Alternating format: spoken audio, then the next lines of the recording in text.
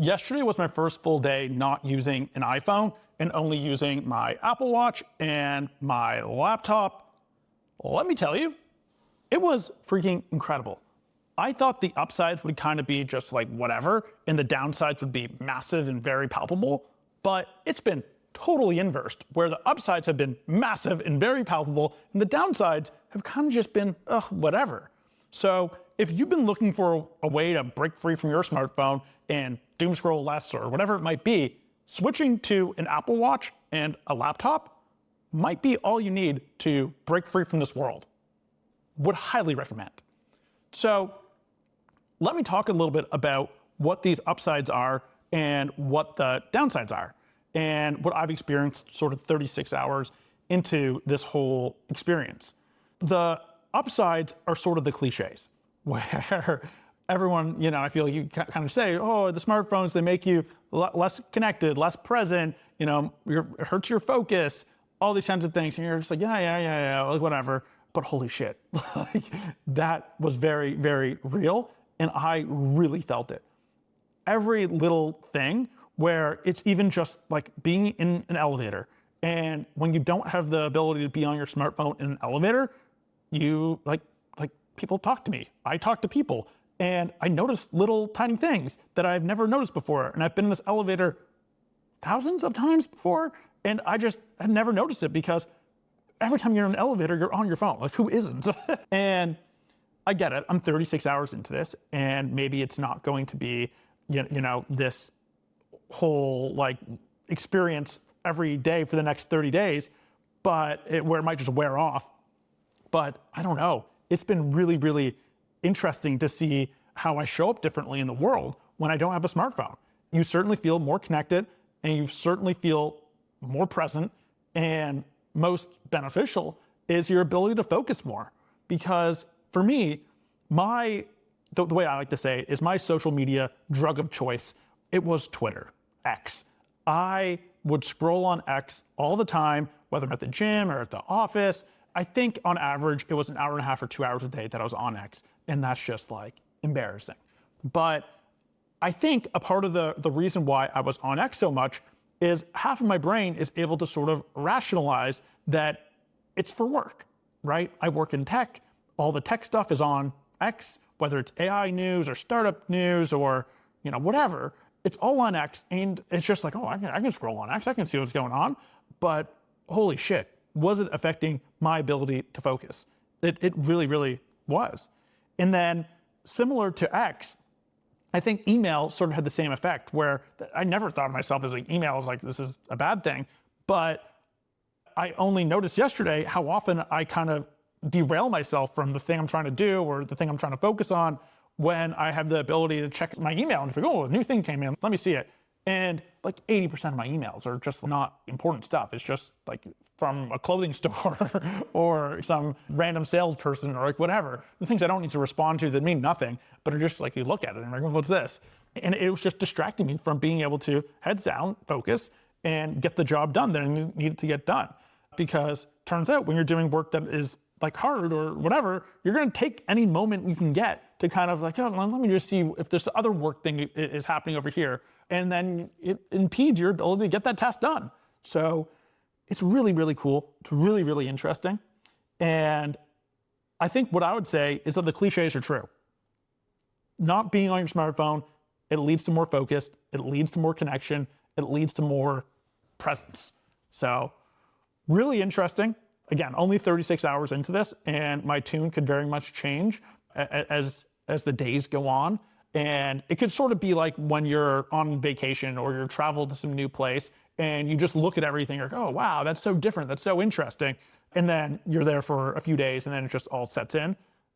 Me, I live in LA. I remember my first time being in LA and look around like, oh my gosh, this is so cool. You look at everything and now it's just where I live. And it's just like, whatever. And I think that's human nature to kind of have that sort of like that's human nature to do that.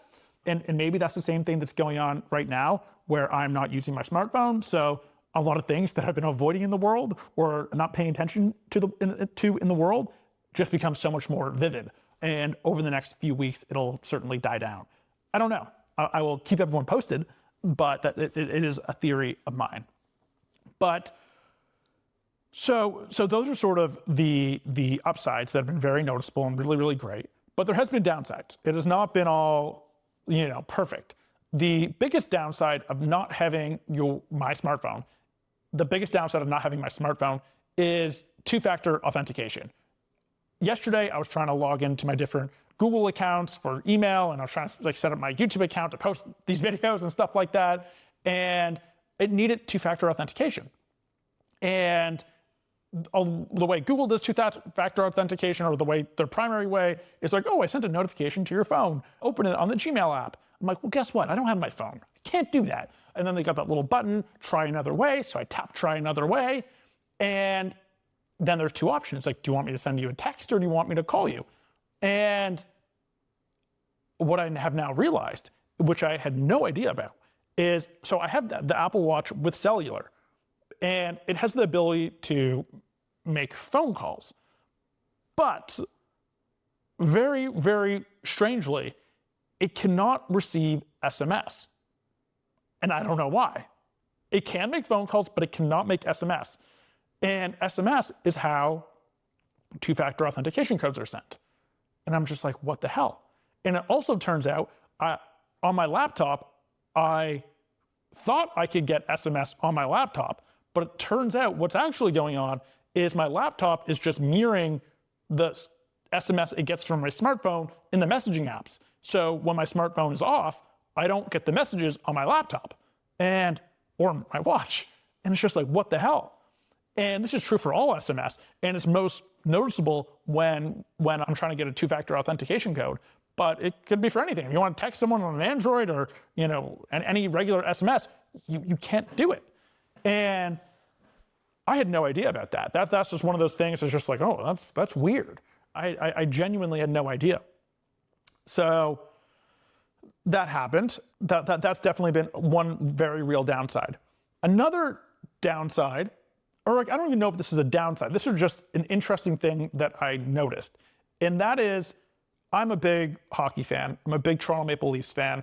My whole life, I've kind of just like, I locked in. Anytime something happens with the team, I know. I'm on top of it. I had Twitter alerts set to when the team tweets or whatever, and I'm just dialed in. I know all the things. And last night, it turns out the Leafs general manager got fired.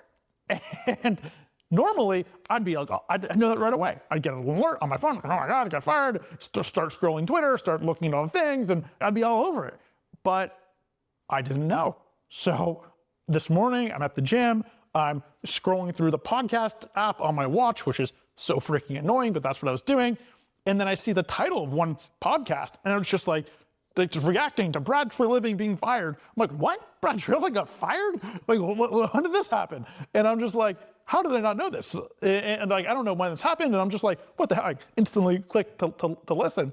But man, that was a strange experience where for my whole life, I've always been like dialed in and knowing these things. It's just a weird thing.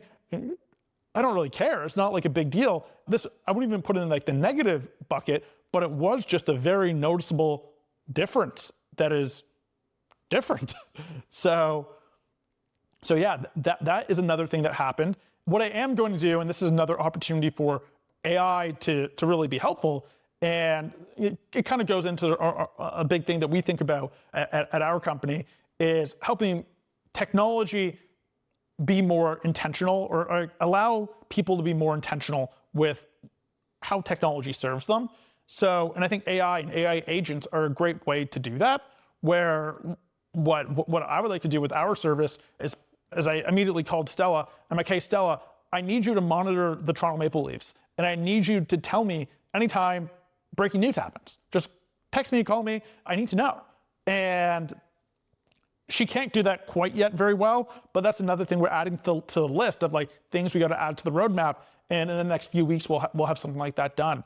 But it really does already sort of validate some of these things on the experiment, where it's just like, oh yeah, that's a gap in our product. Or it would be really great if we had the ability to monitor all the news and you just tell Stella what is interesting, and then she just delivers that to you. And that'd be amazing.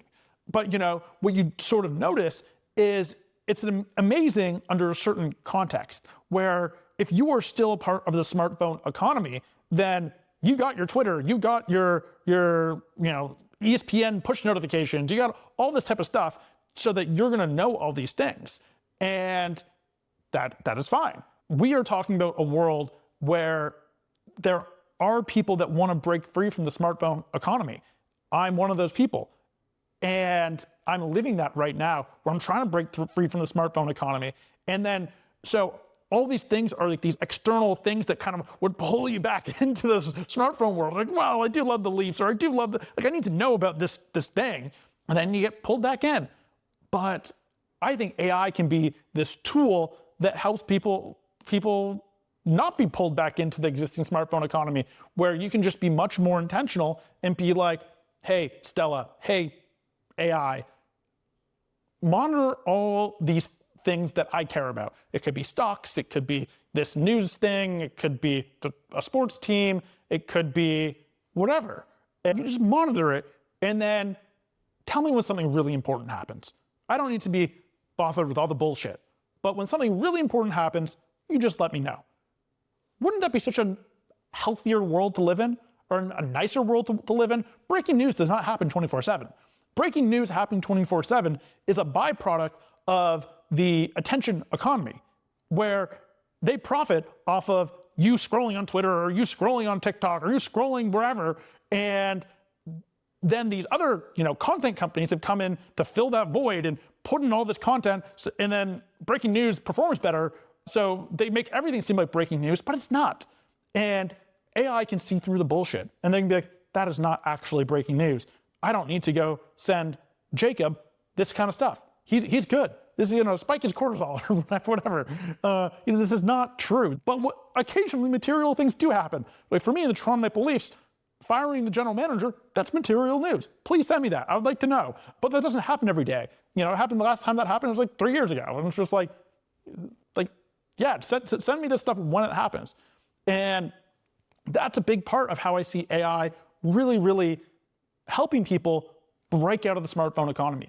I am so excited that AI is now making this possible. And it really is, I think, just incredible. But okay, back on topic to some of the other downsides of not having my smartphone and only using my laptop and Apple Watch. One of the weird downsides was Snapchat streaks. And this is a weird one for a few reasons. One is I'm a 31-year-old man and I still got 2 Snapchat streaks. I have one that's like over 2,000 days with my childhood friend, and then one with my fiance. And I don't have my phone anymore, so how do I maintain it? Well, they do have a desktop version of Snapchat, and you can send snaps. So I did find myself logging onto Snapchat just to respond to those, or to maintain those streaks, which again is a little embarrassing, but I am able to shield myself by saying I worked at Snapchat as a product designer, and I was in that world for like 4 years, like working at that company. And I'm like, yeah, it's not so bad, but man, it is sort of like, what are you doing here? So I don't know if over the course of this experiment, I'm going to continue to maintain my Snapchat streaks, because I just don't think it's that important to my life. So there was that. What else happened today or yesterday that was notable? I've got a sort of a dossier here. Two-factor authentication was certainly the biggest. Stuff that got better. We talked about a lot of that stuff. Focus really was, I cannot emphasize enough, where my ability to focus was just way, way, way better. And I'm curious to see how that plays out over the next few days, if it gets better, if it kind of peters out. I don't know. But not having my smartphone and only using an Apple Watch, it really, really, really helped my ability to focus. There's just no other way to put it. So that was really interesting. The weird thing has been my car. I'm sure if I spent more time, I could figure out how to get music or podcast, or even hook up my Apple Watch to, I don't think I can. Maybe I can hook it up through Bluetooth. I did learn you cannot hook up your Apple Watch to Apple CarPlay. That doesn't work, but this has Bluetooth, so maybe you can do a Bluetooth connection, and that way I can get my music playing through my car. I don't know. That's something I'm gonna have to dig into. Overall, it's just been really, really nice. I think this is incredible. I really am surprised by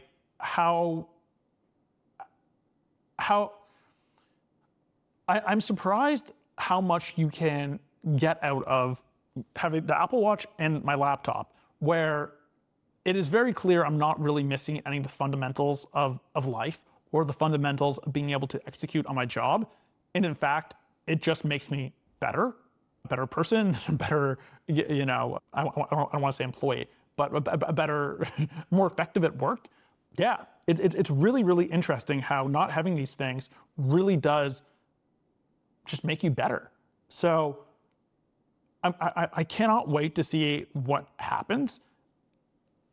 I think it's going to be a very, very interesting experiment. And so when I first did this, I first had the idea for this experiment over the weekend. So just a few days ago, where I was like, I'm going to give up my smartphone and I'm just going to see what happens. I'm going to see what breaks. I'm going to see what improves in my life. But I did have this feeling where it's just like, okay, I need to have some ability to access technology. I'm going to keep my laptop. I'm going to get an Apple Watch. And I was pretty skeptical about how things would actually work and how connected I would feel and like would it actually hurt the quality of my life. So far, it has just been remarkable where I'm getting all the essentials. Like I don't feel like I'm missing much of anything. Two-factor authentication is the only thing that's just like, oh, it's like really annoying. And I don't really know the solution always to that kind of stuff. But like other than that, everything else is solvable. And the upsides have been so freaking tangible and noticeable. More focus, more presence, more connected. It's cliche, but it's true. And I just can't wait to see how the rest of these 30 days go, because I see a world where I don't go back to a smartphone until my company creates our own phone, where we have our own operating system that is aligned with this intentional economy and not the attention economy. Maybe I'm not going to use a phone until that day, because there are some things that are important, or not important, but it's just like it's so annoying typing on this thing, and you just can't type. And it's just like sometimes mobily you do want to be able to type, and that is the biggest drawback of the Apple Watch, and even like these flip phones, these dumb phones. Like in a lot of ways, these could be an alternative to smartphones as well. But again, typing on them are so freaking annoying. A sheet of glass where you can just type, and then there's a computer that also fixes my spelling and autocorrects and just works. That is a really, really important thing. And I think that is something that is not a negative, and we can just we should add that. And having a device that had that ability to type really nicely is something that even an intentional device should have, because it's a great way to input information. It just is. So yeah, but overall, I could see myself continuing to use my Apple Watch and my laptop as the only ways that I interact with technology for the foreseeable future. I don't need an iPhone. I'm pretty sure of this. I do not need an iPhone. And I think not using an iPhone is actually going to make my life better. It's going to make me a better worker. It's just going to improve my life in every aspect. That is my feeling 36 hours in. I will keep everyone posted. Now I got to go to work.